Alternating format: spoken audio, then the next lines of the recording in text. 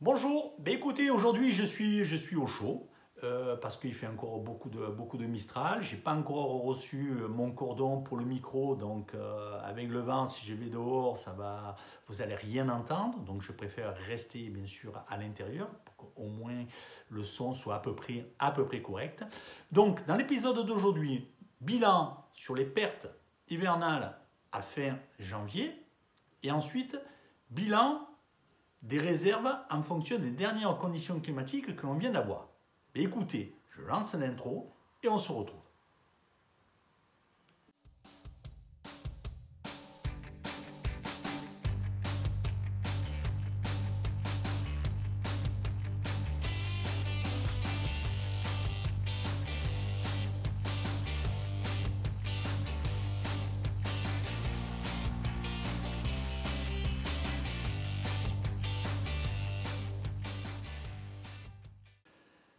Donc dans cette première partie de vidéo, on va parler des pertes hivernales à fin janvier, qu'on a pu constater en fonction de savoir si on a pu ouvrir ou pas les ruches ou les nucléis, ou en fonction des indices que l'on peut avoir.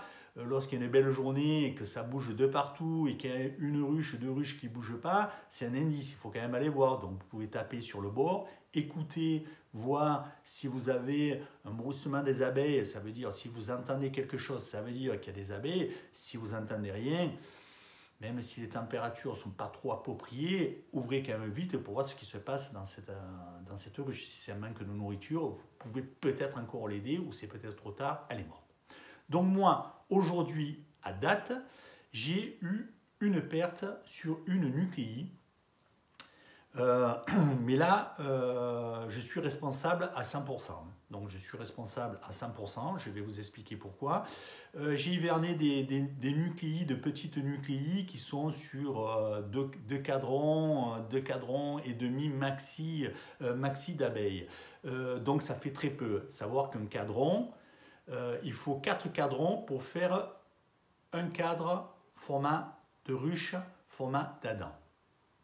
Donc vous voyez, quand on parle de deux cadrons et demi, ce n'est pas un cadre de ruche format d'Adam, c'est à peu près la moitié, ou légèrement un petit peu plus que la moitié. Donc c'est faible. Donc sur cette nucléi, j'avais vu que j'avais un endroit de la fausse teigne. Alors, la fausse teigne, il y en a deux. Il y a la petite fausse teigne et la grande fausse teigne.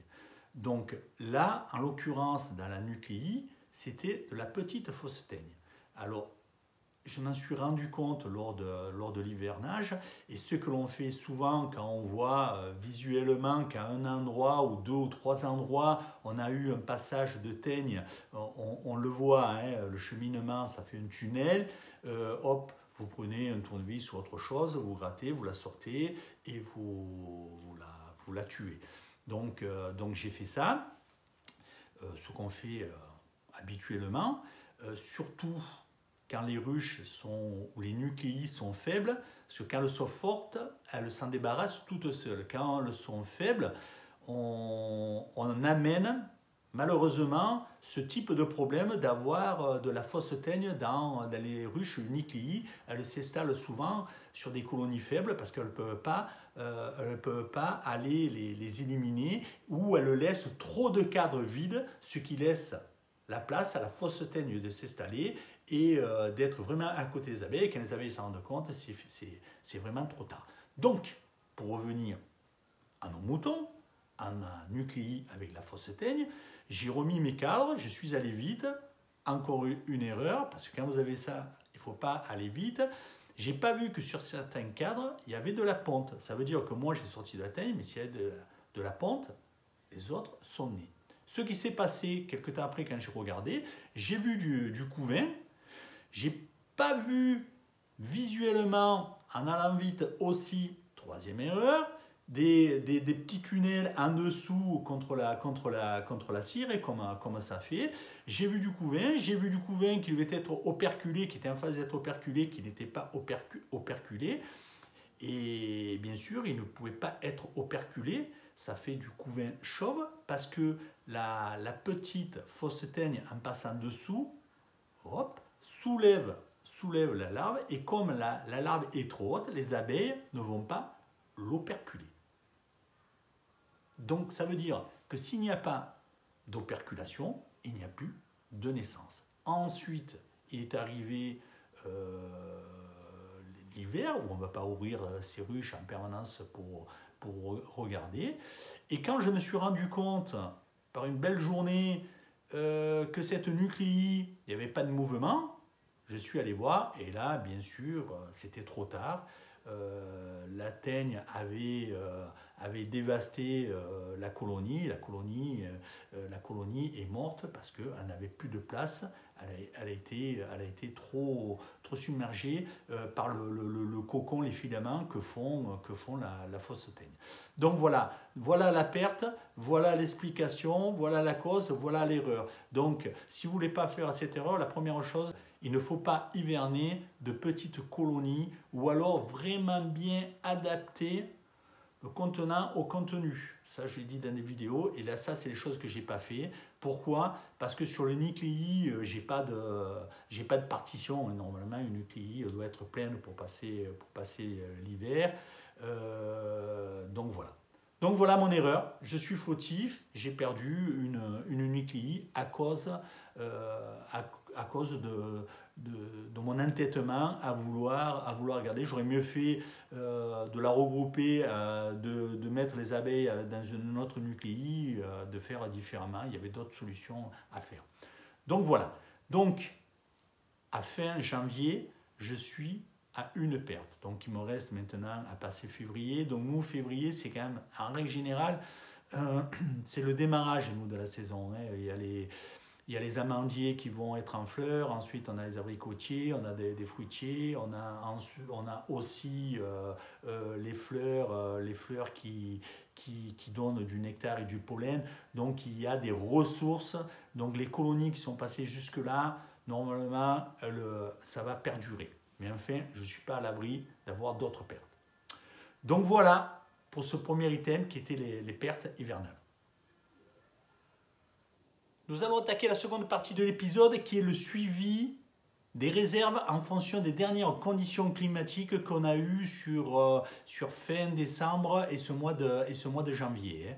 Donc je l'ai fait à l'aide de la balance B2BIP que je vous ai présenté, la mise en place dans un précédent épisode. Si vous ne l'avez pas vu, je vous conseille d'aller le voir, comme ça vous verrez de quoi on parle exactement. Donc, là, on va passer sur l'ordinateur pour avoir visuellement ce qui s'est passé avec les graphiques que nous propose le logiciel. Nous sommes sur le logiciel B2BIP de la balance. Donc ici, quand vous l'ouvrez, ça passe sur le tableau de bord. Donc là, on va aller sur le second onglet Mes ruches. Ce n'est pas que je ne vais pas vous montrer ce qu'il y a dans le tableau de bord. Mais si j'y vais, ça va être trop long. Donc on va quand même essayer de faire quelque chose qui soit digeste. Donc sur la première partie haute, ici, ça me donne la référence du capteur, le nom de la balance. Ici, ça m'indique que c'est du miel toute fleur, parce que c'est moi qui l'ai sélectionné, et qu'il me reste 9 kg. Donc je sais que c'est 9 kg de réserve dans la ruche, ce qui représente 78% de la valeur totale. Donc ici, je vois que la liaison est bonne, et ici que j'ai toujours de l'énergie dans les piles qui me font fonctionner ma balance, mais je dois être aux alentours de 50%. Donc, quand je descends, donc ici, je retrouve le même schéma de ruche. La partie jaune, c'est la partie de mes 9 kg, et la partie blanche, c'est là où je n'ai plus de réserve. Il m'indique un creux de 2 kg. C'est quoi le creux de 2 kg? C'est la différence entre le poids maxi et le poids que j'ai actuellement. Donc, je sais qu'elles ont consommé 2 kg. Mais ça me donne au premier coup d'œil savoir ce qui se passe. Ensuite, sur la droite, nous avons un diagramme. Donc ici, ça me donne l'évolution mensuelle du gain en kilos. Donc l'évolution mensuelle du gain, ça peut être une évolution négative comme une évolution positive. Donc sur décembre, janvier, on est sur du négatif. Et ici, sur février, pour l'instant, on est sur du positif. Donc rapidement, vous voyez ce qui se passe au premier coup d'œil sur le mois. Et ici, au premier coup d'œil, savoir si vous avez encore des réserves dans votre ruche, ce qui peut vous rassurer en vous disant ça risque rien, il reste 9 kg, ça ne va pas mourir de faim, ce qui est une bonne chose. Ensuite, en dessous, nous avons la partie graphique. Donc, je vais sélectionner une période. Donc ici, je vais prendre du 28 décembre au 31 janvier, ça va me faire à peu près 5 semaines. Hop, appliquer. Ici, voilà, je suis passé sur le gain. Hein. Sinon, ici, c'est le poids. Dans le poids, ça me dit que le poids de la ruche. Et ici, le gain, c'est la variation de poids que j'ai en positif ou négatif. Sachant que le premier jour, donc le 28 décembre, elle se cale à 0. Donc, elle calcule en fonction du poids de départ et du poids d'arrivée, les variations, et elle vous donne ici, bien sûr, que le gain du positif ou du négatif. Ce qui me fait voir rapidement, c'est que au début, sur décembre, la fin décembre, et en gros jusqu'au 9 après-midi, voilà, 9 après-midi, jusqu'à fin d'après-midi, ou le 10, à partir du 10, j'ai une baisse de mes réserves. Du 28 décembre au 9, je suis en positif, 280 grammes, 0,28 kg, 280 grammes, ça voulait dire que c'est sur cette partie le rentrée du nectar du pollen. Et à partir du 10, il n'y a plus de rentrée où la consommation est supérieure aux rentrées. Alors en l'occurrence, il n'y avait pratiquement plus de rentrée, on met un petit peu au début, mais après on a eu du Mistral, donc les abeilles ne sortent plus parce que le ressenti est quand même négatif. Donc ici, je vais mettre un petit peu le niveau de température pour regarder un petit peu la fluctuation des températures. Donc on voit que sur le haut, les températures, ici c'est en bleu les températures. Hein. Donc ici on voit qu'au plus bas, on a eu 1 degré, sinon ici on va dire que c'est la moyenne, c'était 6 degrés, 5 degrés, 5 degrés, voilà 6 degrés, c'était au... et c'est encore monté plus haut certaines nuits parce qu'on a eu des nuits. Donc là, vous voyez, à 5 h du matin, il faisait 10 degrés. À 0 h, il faisait 10 degrés. Donc, ce n'est pas une erreur de la balance. C'est bien qu'il a fait chaud cette nuit-là. Ici, pareil, on a eu du 10 degrés. Donc, on va dire qu'on était dans des nuits, on va dire à 6 degrés, aux alentours de 6 degrés. Et les températures de la journée, voilà, on est 16 degrés, 16 degrés, 18 degrés... pardon, hop, ici 16 degrés, donc on était aux alentours, on était dans les 15-16 degrés de moyenne. Et on voit qu'à partir du 10, les températures diminuent, que ce soit le matin ou l'après-midi, hormis une journée où on est monté à 17 degrés, c'était le 13 janvier. Et sinon, ça a chuté, et les températures sont remontées un petit peu sur la fin, et d'ailleurs, on le voit aussi ici, on voit que la chute est moins brutale, à part là, le 31. Donc après, on l'a pu, où ça redescend. Sinon, ici, il y avait moins de consommation, donc les abeilles ont dû, je pense, pouvoir sortir.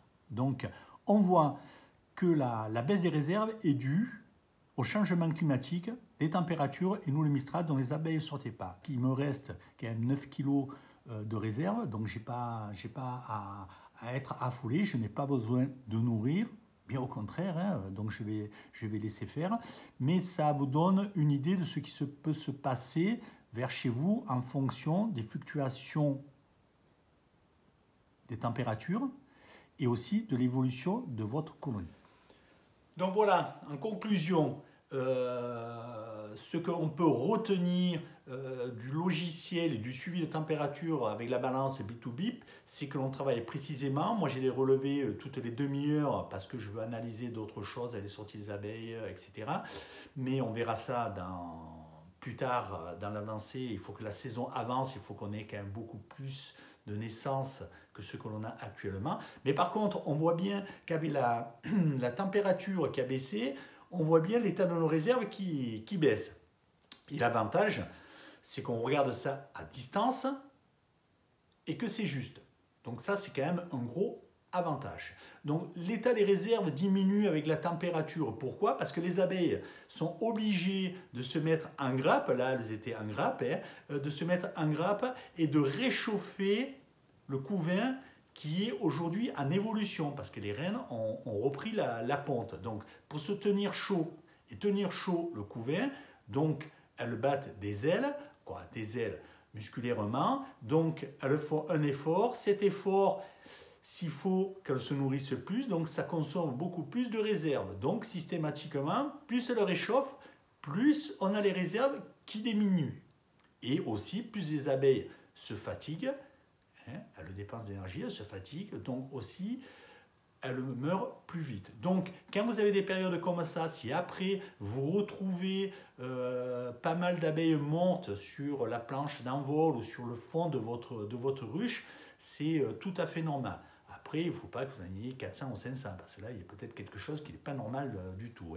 Donc, vérifiez, mais ne vous allez... Il ne faut pas s'alarmer si vous avez des abeilles mortes, que ça les sort quand les températures remontent, parce que quand il fait froid comme ça, les abeilles mortes ne sont pas sorties, elles meurent et elles tombent. Et elles meurent plus, comme je viens de vous expliquer, parce qu'elles dépensent beaucoup plus d'énergie. En dépensant de l'énergie, mais ça les fait vieillir plus vite.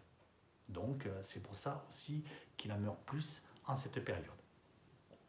Donc il y a la consommation qui est due au réchauffement du couvain, et aussi il y a la consommation qui est due parce que la ponte a repris, et il y a les larves à nourrir.